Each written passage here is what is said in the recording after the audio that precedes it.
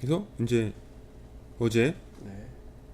어제가 아니지 방금 전에 드린 게 랩 CPU 3, 네. SCI, DIO, DAC, PWM, ADC 이렇게 요 파일로 된 프로젝트를 드렸고요.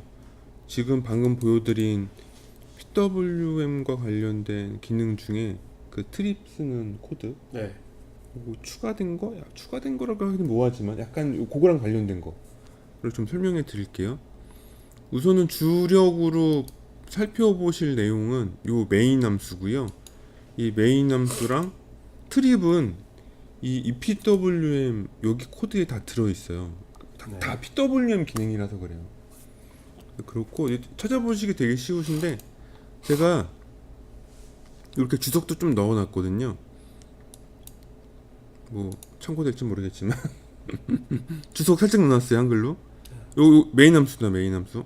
메인 함수인데 그 방금 보여드린 트립 관련된 것만 말씀드릴게요. 우선 맨 처음에 나오는 건 트립 핀 정의하는 거예요. 핀.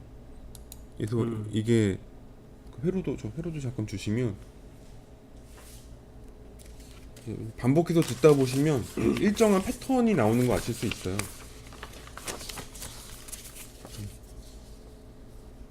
여기서 다 보내셨나요? 빨리 보내세요.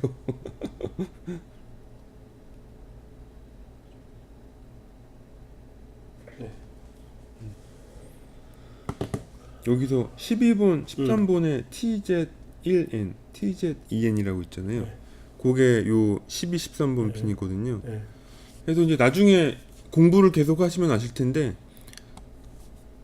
일반 GPIO를 내가 트립 신호로 쓰겠다는 거잖아요. 네. 그래서 대부분 이 순서가 풀업 설정, 풀업은 핀 기능이랑 관계 없어요.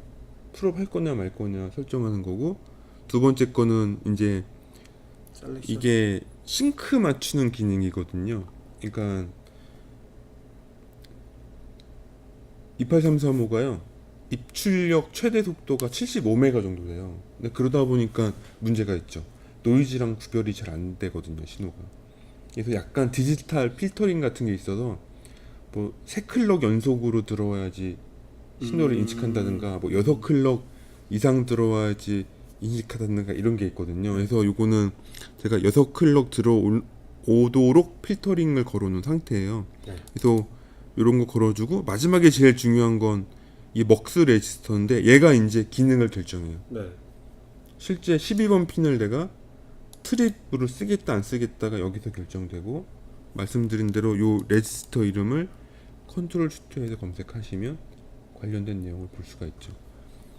지금 구두로만 했기 때문에 기억을 되살리는 겸 해가지고 요거 정도 하나 잠깐 보고 갈게요. 아마 향후에 계속 보실 거거든요. 그래서 아이고, 응? 야,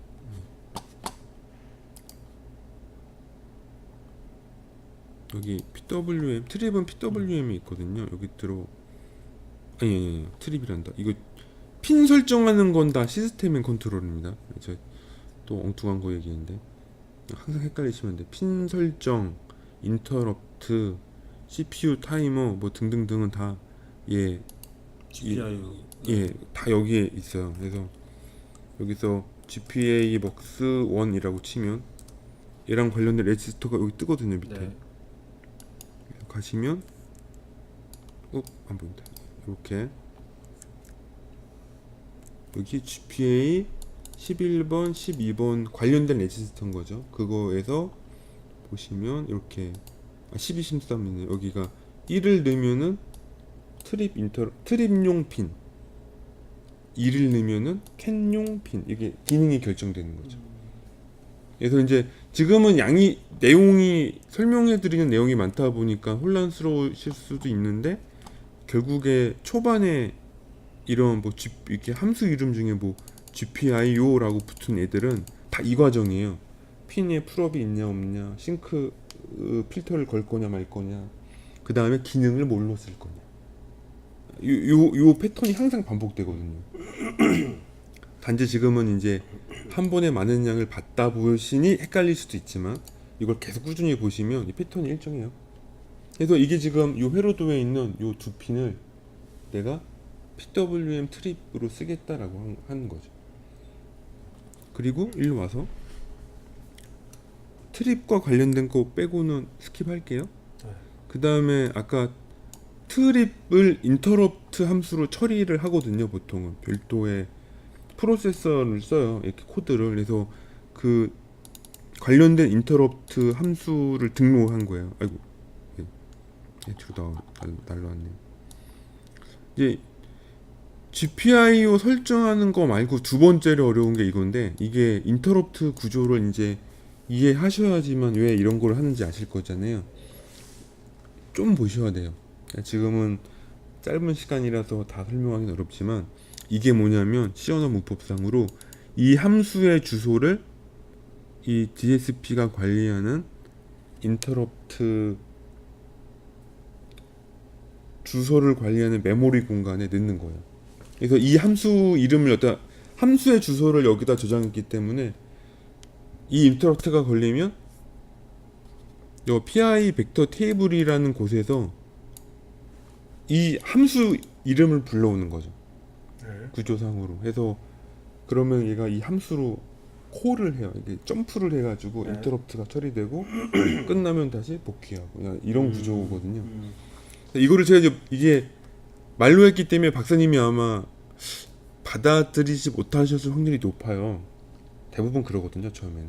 대부분 그러니까 딱 와닿는 거는 인터도 발생했을 때 이 함수를 점프를 하신다고 하셨잖아요. 예, 예. 근데 궁금한 거는 그러면 이거를 만약에 이런 식으로 안 하고 그냥 여기다 코드를 다 짤 수도 있는 거죠. 이 코드 이 함수 자체에 대한 코드를 여기다 짜서 넣어. 아니 안 돼요. 그건 안 돼. 함수, 무조건 이런 식으로. 예, 얘는 무조건 특정 함수를 등록을 해주고 그 함수에 인터럽트 이 프로그램을 짜줘야 돼요. 그러니까 함수 프로그램도 이 코드 안에 다 들어 있는 건가요, 지금? 예, 지금 다 들어 있어요. 그래서 여기 등록된 요 함수 있잖아요. 네. 요거를 이것도 컨트롤 키랑 같이 눌러서 가시면 요게 요만큼 들어 있는 거거든요. 그래서 여기서 한 거는 아까 버퍼를 끄는 거였어요. 그러면은 아무튼- 이 부분을 그러니까 지금 궁금했던 게 이 부분을 음. 아까 그 했던 그런 함수를 함수의 주소를 이렇게 지정하는 그런 작업을 안 하고 바로 인터럽트 뜨면 이 함수가 이 코드가 동작하도록 이렇게 하려면은 아까 그런 식으로 해야 된다라는 거예요. 얘는 구조적으로 인터럽트를 쓰려면 인터럽트 함수를 무조건 쓰는 구조고요. 근데 네. 인터럽트를 안 쓰고도 할 수 있어요. 그때는 이제 보통 우리가 그 데이터 폴링이라고 하는데 그 인터럽트가 떴다는 어떤 정보가 있잖아요. 네. 그걸 계속 읽어가지고 폴링을 하는 거예요. 아 그럼 좀 CPU가 부담이 되겠네요. 그죠? 그래서 보통은 이제 그 옛날 방식인데 잘 이제 근데 그게 나쁘다는 게 아니라요. 그걸 쓰는 경우도 있어요. 예를 들어 뭐 키보드 같은 거라든가 뭐 되게 속도가 느린 거 뭐 이렇게 가끔씩 데이터를 보내는 경우 그러니까 속도가 중요하지 않은 그런 경우에 많이 쓰는 건데요. 이 DSP는 구조적으로 실시간 처리가 목적이다 보니까 이런 특정 조건에 대한 인터럽트 처리를 어떻게 해야지 빨리 하느냐에 다 맞춰져 있거든요. 그래서 장점이 있어요. 우선 단점은 방금 박사님이 말씀하신 그것. 이게 뭘 하나 써먹으려고 해도 기본적으로 몇 가지를 알아야 돼요.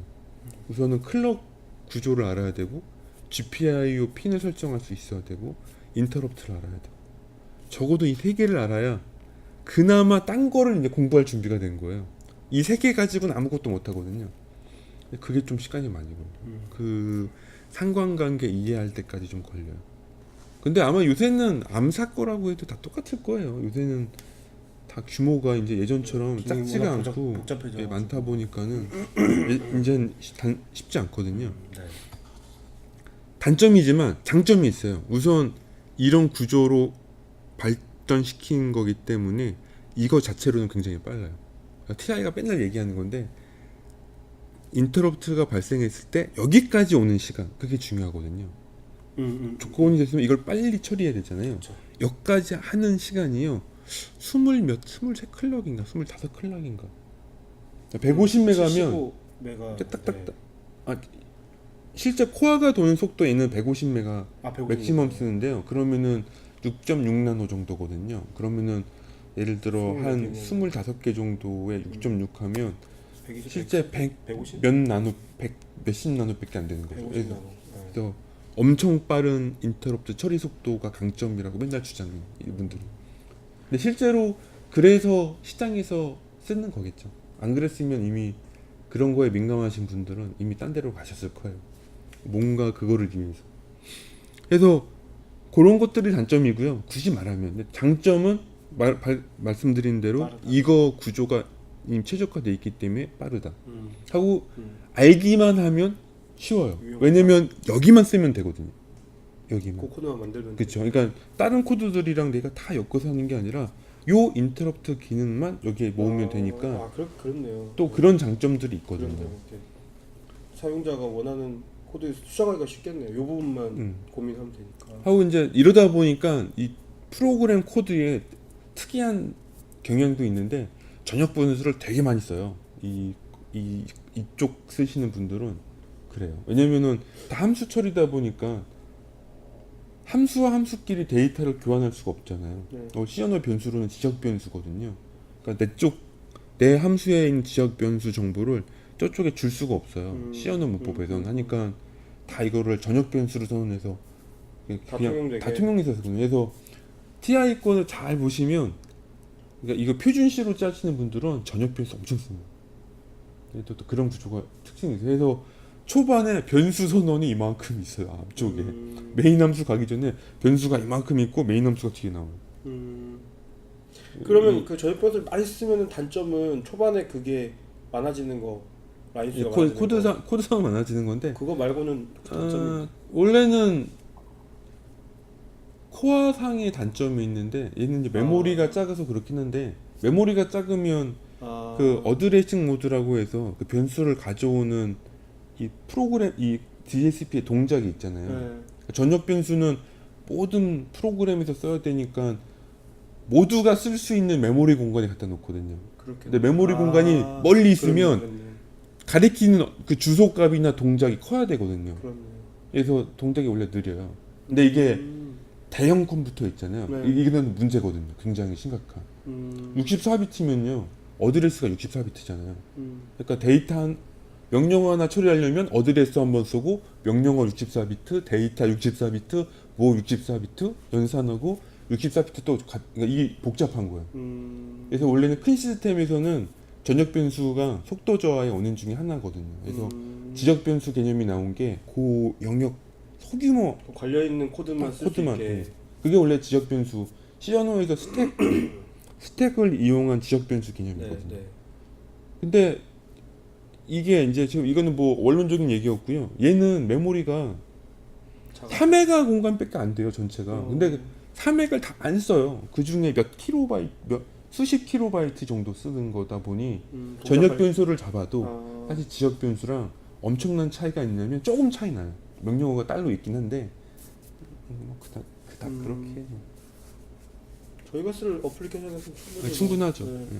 그래도 이게 아주 속도에 민감하신 분들은 그거조차도 안 하셔서 쓰는 분들 계세요. 진짜 아주 하드하게 리얼 타임을 막 걸어야 되는 경우도 있거든요. 네. 저는 안 해봤는데 막 1메가짜리 버컨버터 같은 거 만드시는 분들은 1메가 인터럽트 걸 수 있긴 있거든요. 논리적으로 연산 시간이 안 나오잖아요. 그러면 뺄 거 다 빼고 정수 연산하고 플로팅 다 빼고 이렇게 이런 분들 계세요. 얘기 들어보면 저는 그렇게 안 해봤습니다만 해서 속도가 엄청 중요한 분들은 이제 뭐 딴 거 안 보시는 거죠. 이제 그거 구현할 수 있는 모든 수단을 동원을 하죠. 그렇다는 겁니다. 그래서 이런 구조예요. 그래서 얘가 이렇게 트립 함수고요. 이게 버퍼 끄는 동작만 있었던 거예요. 방금 전에 하고 버퍼 끄면은 다시 인터럽트를 써야 되니까 여기 보면 이게 이 인터럽트 이건 인터럽트를 공부해야 되는데 인터럽트가 여러 번 걸릴 수 있잖아요. 네. 그래서 인터럽트가 걸리면 나 인터럽트 걸린 거 알아. 에크날러지라는 레지스터가 있고요. 에크날러지가 꺼질 때까지는 다른 인터럽트가 계속 못 걸려요. 그래서 처리하고 마지막에 에크날러지를 풀어주거든요. 아 이제 이제 끝이라는 거죠. 의미상으로. 클리어해주는 그런 네. 개념이네요. 그러니까 이게 단점이 요 기능 하나 쓰려면 GPIO 포트 설정하는 건 알아야 되고 인터럽트 구조도 알아야 되고 예를 들어 뭐 ADC나 PWM이면은 클럭 설정하는 것도 알아야 되고 공부할 게 그러니까 하나 쓰려면 공부할 게 꽤 되는 거죠. 하나 쓰려면 공부할 게 돼. 그래서 혼자서 독학하기가 쉽지 않아요. 뭐 하시는 분도 계시겠죠 어딘가에. 근데 저는 그렇게 추천드리진 않거든요. 차라리 싱크웍스 가서 한번 교육을 받고 책을 보더라도 그게 훨씬 더 낫습니다. 그 과정상의 두려움이 없거든요. 안 되면은 싱크웍스에 물어보면 되죠. 저도 물어봐요 가끔씩. 잘 모르는 거 아니면. 아, 물어봐도요 잊어버려요 사실은. 이 코드가 딱 이제 내가 원하는 동작을 하면 그때부터 잊어버려요. 아 이게 참 이게 문제입니다. 이게 할 일은 많고 그러다 보니까 외우지를 못하니까는 네. 좀 잊어버려요. 이거 하나만 하면 되는데 그게 아니니까. 그래서 이렇게 트립 인터럽트가 두 개가 있고요. 제가 이게 하드웨어가 두 구조라서 따로따로 만들긴 했는데 거의 두 개 쓸 일이 없더라고요. 보통 한 개만 써가지고도 되고. 두 개라고 하시는 게 A 그룹, B 그룹 나눠서. 예, 그렇죠. A, B가 되는 거죠. 여튼간에 공부하시라고 만들어 놨으니까 네. 한번 보시면 될 것 같아요. 알겠습니다. 그래서 이렇고 그래서 그 앞장에서 이제 한 게 함수까지 등록이 된 거고 이 뒤에 오시면 여기에 여기 트립 인트 트립 PWM 트립 인터럽트 이거 있잖아요. 네. 이거 오시면 이제 요 바로 밑에 있는데 여기서 방금 제가 그 저기 네. 아 저거 뭐라고 하죠? 집게로 아니 집게 말고 이거 핀셋? 아 핀셋으로 지금 쇼트진 했잖아요. 네. 그거를 어떤 동작 할 건지 설정한 거야. 이게 그 여기서는 그걸 원샷이라고 부르는데 원샷 트리거로 할 거냐 아니면은 사이클링으로 잡을 거냐 이게 변수가 있어요. 여기 지금 제가 이건 원샷으로 잡은 건데 예를 들어 이렇게 보시면 여기 CBC1으로 잡으면은 컨티뉴어스. 이거는 계속 걸려요. 드르륵 하고 걸려요. 이 원샷은 한 번이라도 들어오면 그냥 뒤로 인터럽트가 딱 홀딩돼 버린. 인터럽트가 두 번째 안 걸려요. 한 번 걸리면 거기서 끝. 근데 CBC는 걸리고 또 계속 걸리는 거. 계속 반복적으로 걸리는 거예요. 그게 가능해요? 아, 그러니까 신호를 받는 네, 받는 걸 입장에서. 말씀하시는 그래서 이게 지금 살짝 이해하실 수 있는데 트립 신호는요 엄청 빨리 들어오는 거예요. 엄청 사람이 인지할 수 없을 정도로 해서 사이클링을 해도요 이게 나중에 신호 찍어 보면은 이게 이게 동작이 다 이게 짧게 생긴 게 보이거든요. 이거는 나중에 경험을 네, 네. 하시면은 아실 거예요. 그래서 저는 사이클링을 써본 적은 없는데 보통 원샷으로 걸고 이 밑에 있는 건 뭐냐면 그래 트립 걸렸을 때 PWM 신호는 어떻게 할 거냐. 이거는 해서 강제로 로우로 여기서 A, B 여기 앞에 EPWM 1이라고 되어 있잖아요. 네. 그거에 A랑 B를 다 다 로우로 한다는 뜻이에요. 네. 그래서 특정 그 신호로 묶어버리는 거예요. 그래서 이게 프로텍션이 되는 거죠. 라고는 말하지만 보통은 스택이 죽더라고요. 해보면 스택이라고 하시면 우리 전력전자 스택이요. 아, 트립 걸어도 이미 늦는 거죠. 불은 막는 건 확실해요. 불 나는 거는 막는데 근데 그거까지는- 이미 이쪽으로 오기 전에 거기서 사단 나서 넘어오는 거라서 그런 거 아닌가요? 이게 센서에서도 지연이 있고요. 네. 내가 이걸 꺼도 FET도 뭐 바로 지가 꺼지는 게 충전돼 있는 게 안 꺼지죠. 사실 자동차도 똑같지만 내가 그 브레이크 박는다고 그 자리에서 빡 하고 꽂히는 거 아니잖아요. 이렇게 관성이 있습니다. 쭉 가다 멈추잖아요. 이게 거의 잘 안 잡히는 것 같아요. 이제 해보면은 아니, 이거를 너무 민감하게 해놓으면 온갖 노이즈에 대해서도 반응을 하거든요. 그러면은 시도 때도 없이 걸려요. 그러니까 노이즈를 살짝 그러니까 필터를 살짝 걸어주는데 살짝 걸어주면 또 그것도 지연인 거잖아요. 그러니까 그 중도를 맞추는 게 되게 어렵습니다. 그러니까 트립 쓸 때는 되게 실험을 많이 해서 경험적으로 쌓아 올리는 게 답인 것 같아요.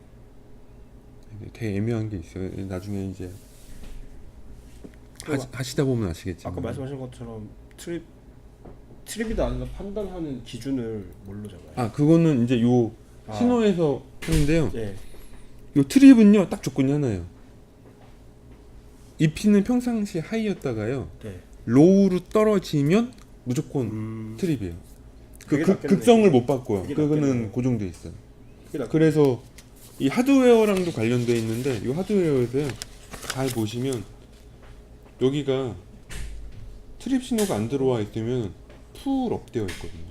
항상 하이로. 네, 항상 하이로 돼 있어요. 그래서 하이된 신호가 들어오고 하이가 들어오는 거고. 아 그렇겠네요. 이게 로우였다가 하이로 되는 걸로 한다고 하면 그 하이 되는 그 값들이 워낙에 편차들이 크니까 그 잡기가 쉽지 않겠네요. 그래서 저번에 한번 제가 박사님께 말씀드렸는데 이게 전기 에너지 쓰는 데에서 가장 어려운 거는요 영전압 유지하는 게 제일 어려워요.